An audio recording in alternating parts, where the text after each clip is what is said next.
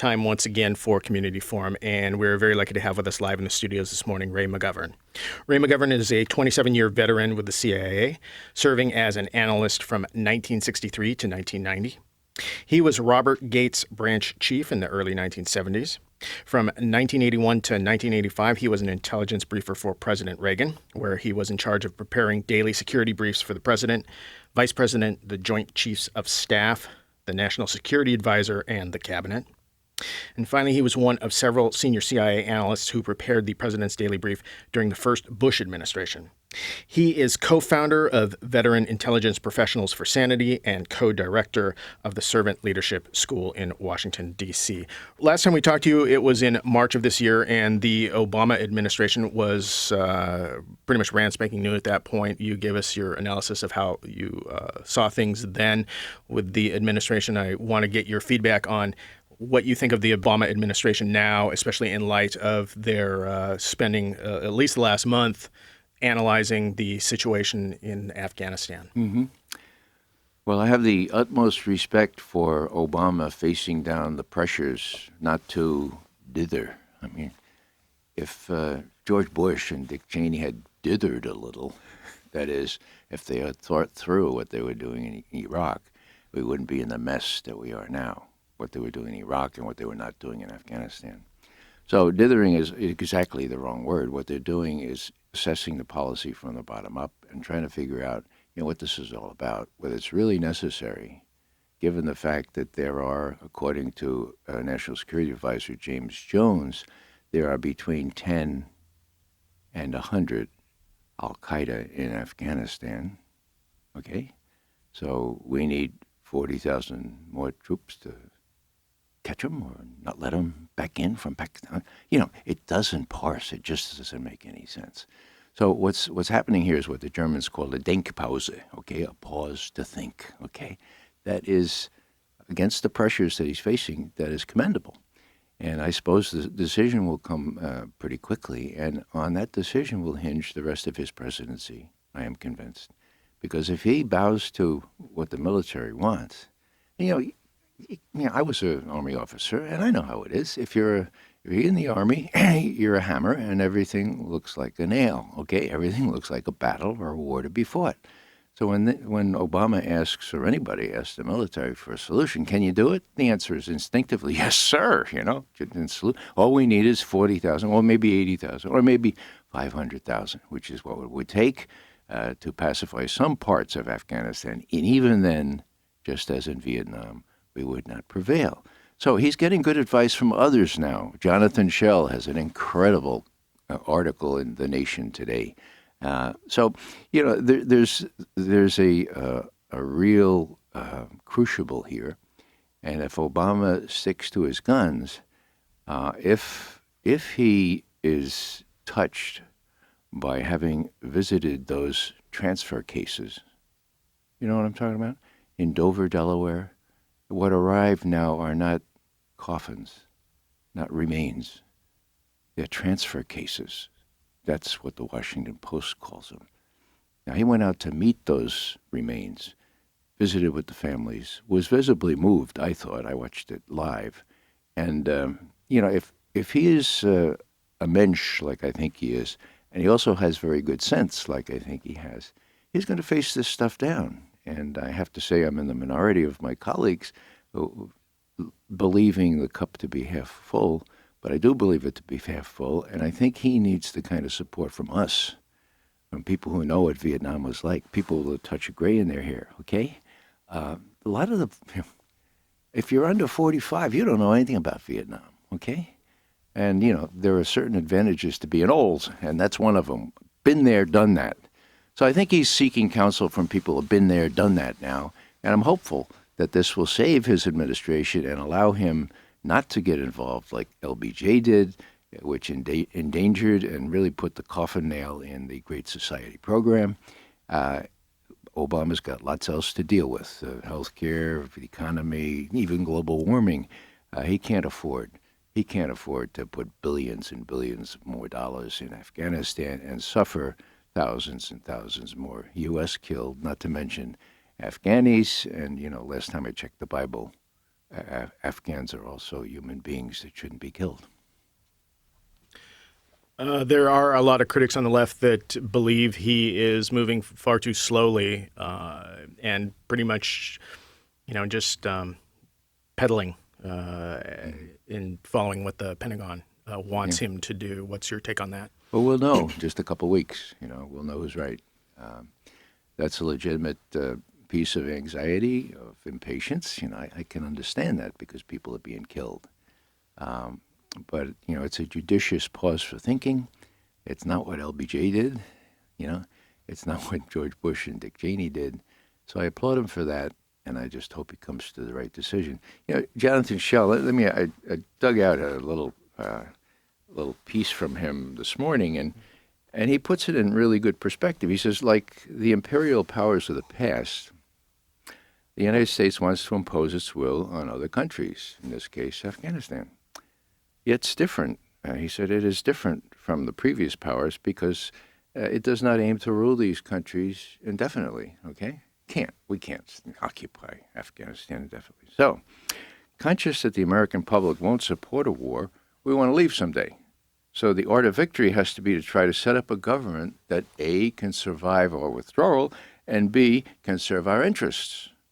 The circle to be squared, says Jonathan Schell, is getting the people of a whole country to want what Washington wants. The trouble is that left to their own devices, other peoples are likely to want what they want and not what we want. Hello? There it is, right there. Now, the other thing that I quote here is he says, the main problem is the missing government. Okay? He said, this is not a detail of policy. This is fatal to the whole enterprise. There's a missing government in Afghanistan. And what government that is totally corrupt. Witness the fact that one out of every three votes for Karzai in the last election was, written in like we used to do in the Bronx, It just doesn't work. If you don't have the popular support, you can't prevail in a counterinsurgency position. So I think Obama's being told that, training up the army, give me a break. There is no Afghan army. At least in Vietnam, there was some semblance of an army. I remember this really distinctly. It comes from the tape "The Fog of War." Okay, McNamara. McNamara's got the speech done on defense posture. He sends it to LBJ. He says, like your comments, going to give it next Wednesday. And LBJ calls him on the phone. You can hear it. He says, "Hey, Mac, I read your speech, but I really think you ought to say something about Vietnam." McNamara says, "Well, sir, I thought of that, of course, but sir, I don't know what to say." "Mac, we're defending their freedom.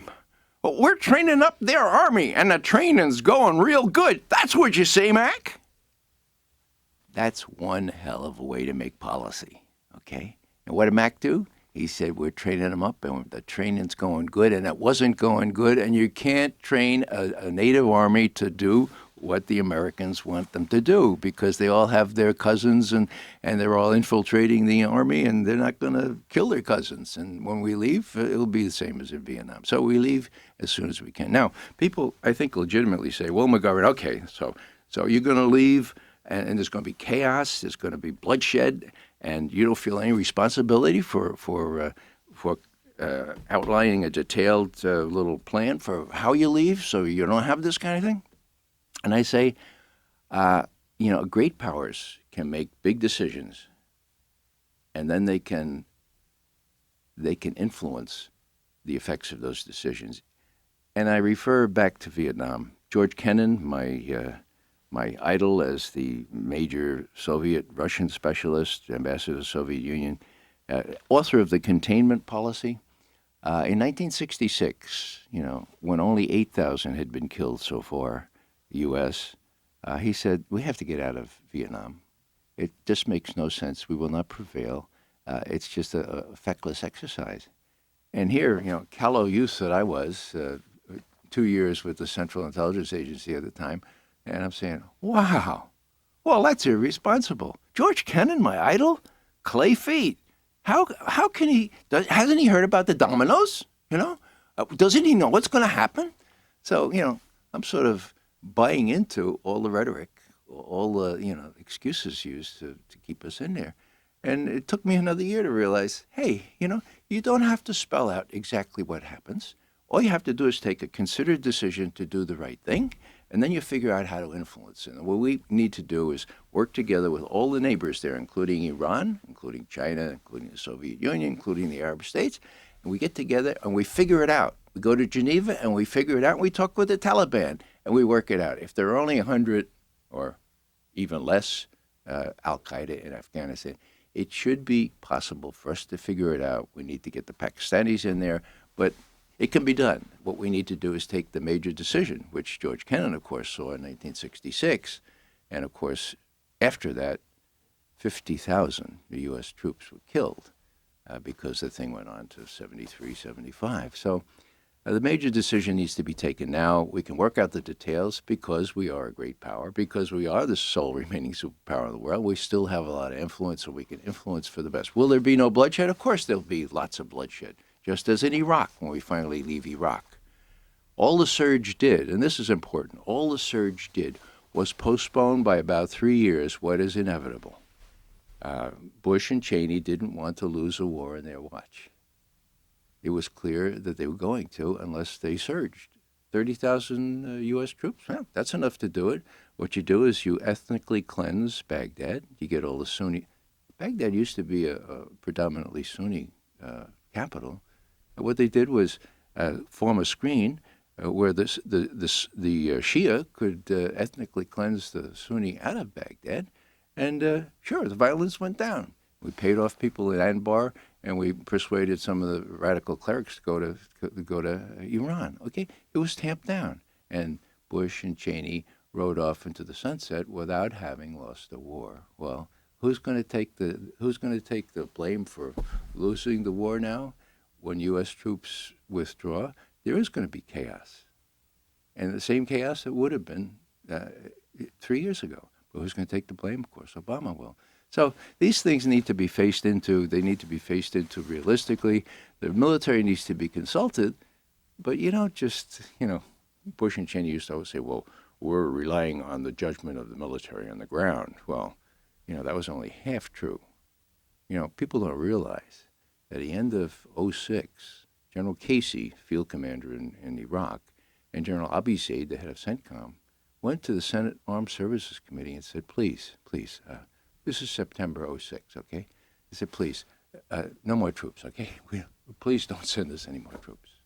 Because if you send us more troops, the Iraqis are never going to get it through their head that they have to put their own house in order. They have to sort of find ways to accommodate one another, okay? They'll just keep ducking that problem.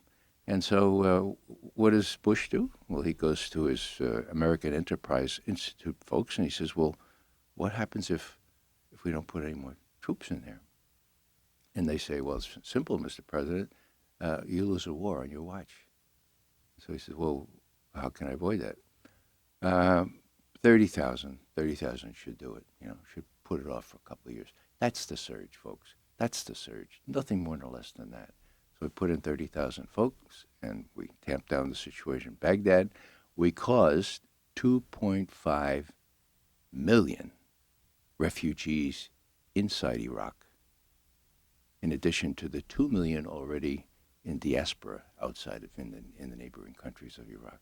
That's out of a population of about 24 million. Give me a break. Is that what the United States is all about? Well, that's what's happened. So what we're looking forward to, in a sense, in Iraq and Afghanistan are volatile situations which we can influence, but in a measured way, and sending more troops is exactly the wrong prescription. One of the questions one sees more and more often in, for instance, letters to the editor online, as well as hearing from the troops that one does hear from serving in Afghanistan, is why are we there? Thanks, Mike. Nobody ever asked us that question. Well, let me talk about Iraq and Afghanistan. Iraq, there was a fellow who was CEO of Halliburton. I forget his name now. He became vice president. Dick Cheney's his name.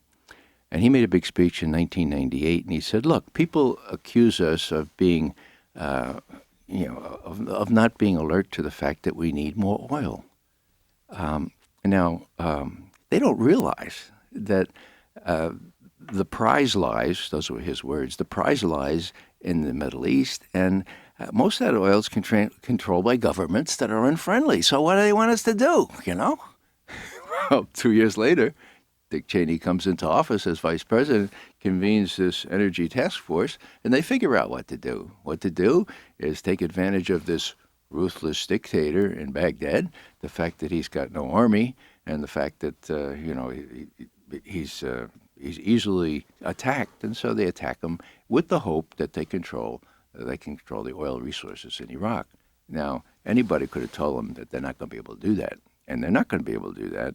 Those oil resources will be portioned out to lots of countries besides the United States. Now, how about Afghanistan? Well, we know that in 1999,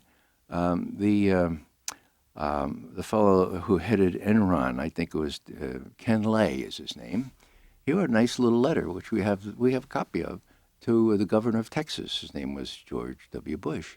And he said, the Afghan ambassador is going to come and see you, and we've got a really interesting project going, a pipeline coming down from Turkmenistan down into the Indian Ocean. Will go through Afghanistan. It has to go through those mountains. But we got to route all, and the Taliban's going to come and talk to you, and we want you to listen to this very carefully because it's a really important project. There's going to be a lot of good money made on this, and we'll have a strategic position there because, well, he didn't say this in the letter, but I've learned subsequently that the natural gas in Turkmenistan, just to the north of Afghanistan, is worth more in dollars than all the oil under the sands of Iraq. Can you believe it? So that's what was planned, okay? This oil and gas pipeline will come down into the Indian Ocean. Now, I had a chance to ask the urbane and witty Zalmay Khalilzad, who is a big oil man, but was also our ambassador in Afghanistan and Iraq, at a meeting of RAND 2 weeks ago. I said, now, what about natural resources? What about the notion this might be a resource war? Like Iraq was the first resource war of the 21st century. Is Afghanistan the second? And he gulped and he said, "Well, I think that you can't be thinking about a pipeline through Afghanistan." In the chaotic conditions that exist now, it needs to be tamped down. There needs to be some minimal security before that pipeline can go through. I'm thinking, well, does that mean that's why we have to make minimal security? I didn't get a chance to ask a follow-up, but there it was. Here's the guy who knows. So he was involved in these negotiations with the Taliban. So this is a major factor that is never mentioned. Nobody wants to think that we're in it for the natural resources, but subconsciously, I think a lot of Americans realize, when Bush or Cheney used to say they're after our way of life. Okay, what does that mean? Does that mean $4 a gallon, $5 a gallon? I think subconsciously, or maybe some people well, let me tell you about one person here who consciously told me what he really thought. This was in Pewaukee, Wisconsin, right outside of Milwaukee. It's sort of like, the real rich suburb of Milwaukee, okay? I'm giving a lecture there. I finish in about an hour, and I said I'd take more questions in the back because we had to stop. So there about 30 people congregate around me. And this one very well-dressed, middle-aged fellow comes up and he says, "Mr. McGovern, what's your problem? I don't understand what your problem is." And I said, "I beg your pardon?" He said, "Well, you don't deny the fact that we need the oil, do you?" I said, "Of course not. I mentioned oil." He says, "Well, then you have to admit that 3 or 4 U.S. troops killed every week is a very small price to pay for the oil that we need." Now, I had not heard anybody say it quite like that before. And he went on and he said, in Vietnam we lost hundreds in a week. So, what's your problem? And I looked around and I was hoping, for kind of shocked looks, but Nobody was shocked. Everybody's looking at me. What's McGovern going to say? So I think, the utilitarian argument is going to work with this guy. I said, they're not going to let us get their oil, We can try to, they're not going to let us, okay? And he said, oh, Mr. McGovern, we're the sole remaining superpower in the world. Give me a break. We can do what we want. We'll get their oil. So then I thought, well, I got angry. I said, well, suppose one of those GIs killed last week was your son. He said, it wouldn't be my son. And that's the problem. That's the problem. It wouldn't be his son, okay? Then I got mad, and I said, well, are you one of those who would like to have the Ten Commandments introduced in the courthouses and the schools? And this, oh, yeah, that would be a good idea. I said, well, I don't remember very, very distinctly, but I think there's one that says, thou shalt not covet, thou shalt not covet thy neighbor's oil, not oil, but goods. And then another one says, thou shalt not steal. This is the one that says, thou shalt not kill. Another one says you shouldn't lie about what your objectives are. And there's even one, I think it's the first or the second one, that says, thou shalt not take the name of the Lord thy God in vain, as if God would support the kind of war that you're justifying because we need oil. And so maybe you ought to subtract those five. You ended up put 5 commandments in the school. Well, he got really, really angry, turned around, rushed out to his SUV, gunned it all up, and peeled out of there, using lots of oil just to peel out real quick. And I said to myself, wow, there's a lesson to be learned there, because not only he, but all those, the 29 others who were gathered around there didn't think that his question was beyond the pale. They were wondering how I would explain, how I would argue with the notion that, 4 or 5 GIs killed in a given week was not worth, the oil, the objective for oil. So natural resources are a major factor. The last thing I'll say on this subject, and it's something that I learned from my grandchildren. I learned lots from my grandchildren. This is from little Ronan, who was 4 at the time. I was helping in his nursery school, okay? And it was really neat, these little kids. So after it was all over, I went up to the teacher. I said, what do you try to teach 4-year-olds? And she said, that's easy. We teach them that you need to share. And I said, Cheney and Bush never went to nursery, at least not this nursery school. I mean, there's a finite amount of oil and natural gas in this world. And I believe that Iraq can be legitimately regarded as the first resource war of the 21st century. And unless we get together with the Chinese, with the Indians, with the other countries that are very powerful in that area and say, look, we have to work out some sort of sensible arrangement. We have to learn how to share. There's going to be more and more wars, including the Afghanistan war. So, hello, pretty basic, We can't go in trying to control. We can't do it.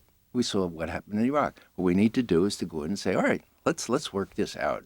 And you don't have a belligerent Soviet Union anymore. You have a Russia that's willing to work such things like that out. And you have a China that's going to be a terrible threat to us unless we can work out amicable solutions to these kinds of problems. You have Indians that are putting millions of cars on the road every year. You got to work this stuff out. And the way to do it is to negotiate. And, it should be possible to do that. We have about 5 minutes left. Speaking in negotiation, last time you were here, you also talked about that you were hopeful. You're the glass is always half full guy. That George Mitchell had been appointed to help mend things between Israel and the Palestinians. Have you been following anything that's been going on there? What's your thoughts on that? I have, and it is a terribly disappointing situation. I was enthused by the president's speech in Cairo, where he admitted, among other things, that we had overthrown the duly elected government in Iran. Big, that's big. Why do we do that? Well, when Mossadegh came in 1953, he had this bizarre notion that the oil underneath the sands of Iran belonged to the Iranians. Can you imagine that? Yeah. He didn't realize it belonged to British Petroleum, right? So British Petroleum recruited this young CIA, like a couple of years old, and so they overthrew the government. So anyhow, he admitted to that, and I thought he was really reaching out, trying to settle things. Now, George Mitchell is no slouch. I mean, if he can bring the the bigoted Irish, of which I'm one, together and work out things in Northern Ireland. That's a terrific accomplishment. But he's out of his league now. I mean, Henry Clay himself. I mean, great conciliators would be powerless as long as we give the Israelis $3 billion a year. As long as we defend the war crimes in Gaza. I have friends just back from Gaza. It's a terrible, terrible thing that we're condoning, not only condoning, but supporting and actually preventing the Goldstone report from being considered seriously. So, it is our own policy. It is the strength of the AIPAC, and what I call the Likud lobby in our Congress, that prevents us from having a cogent policy toward the Middle East. People say the Israeli influence is so great in our government. They all saw that that we offered to make Israel the 51st state. Have you heard that, Mike? Yeah, and they turned it down. And we said, well, why would you turn it down? He said, well, then we'd only have 2 senators. I mean, I make a joke out of it, but when you look at that vote, in the House just 2 weeks ago, which said, look, Goldstone is anti-Semitic because he accuses Israel of war crimes, and so please don't pay any heed to him, Mr. President. That lopsided vote shows that the power of the Israel lobby in our country is so great that we can't really pursue sensible policies in that area. That is a great shame, because one of the things we're going to see in the coming weeks is Khalid Sheikh Mohammed, okay? He's going to be tried, okay? He's going to be asked why he did it. If he was the mastermind behind 9/11, why did he do it? Well, he already told his interrogators. And what did he say? He said this, just at a time when the 9/11 report was being brought to a conclusion. He said, he told the interrogators, who knew that he studied in North Carolina at North Carolina A&T in Greensboro, the young people writing reports said, oh, he must have had a real bad love affair or something. He must have been, really, really ticked off by his experience at North Carolina A&T. Well, the 9/11 report, look at page 147, and it says, Khalid Sheikh Mohammed's animus toward the United States was not due to his experience in North Carolina at college. Rather, he attributed it directly to lopsided U.S. support for the state of Israel. Okay, that's a direct quote. Now, hello, has anybody seen that in the what I call the fawning corporate media? Now, I'm not saying that's his only motive, but that's what he told his interrogators. Why would he lie when he's been waterboarded 183 times? He was the guy, So now, the crowning. Well, I won't go on, but the media now is saying that no, he was motivated by being put in jail because he bounced a check in Greensboro, North Carolina. Yeah, you can't change the story like that. But when you talk about the effects of Israeli policy, the bombing and the strafing and the helicopter gum chips and what they're doing in Gaza, 1.3 billion Muslims look on their TV sets every night. And if you're looking for why there are suicide bombers, why there are people willing to do that kind of thing, it's because they have no hope. Well, with that, we are unfortunately out of time. I want to thank you very much for coming in and spending time again with us. It was my pleasure, Mike. Good to be with you again.